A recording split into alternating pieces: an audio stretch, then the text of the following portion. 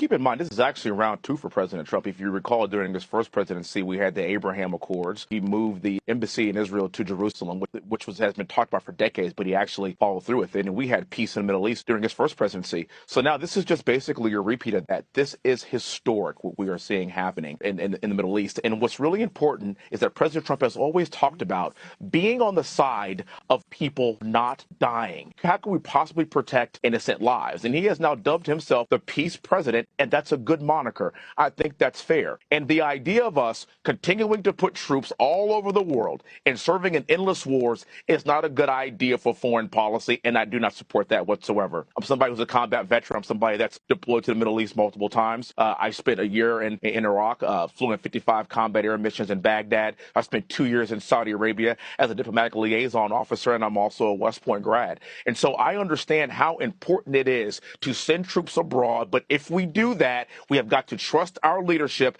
is acting in our best interest. And if they're going to risk our lives, it's for a darn good cause. And I think President Trump understands that more than any president that we have seen in modern history. We want to have a very strong military. As our Secretary of War, Mr. Hegseth, said, we want to have a very fit military, but we only want to use them when necessary, and we want to have peace through strength. And this administration is putting that on full display yet again.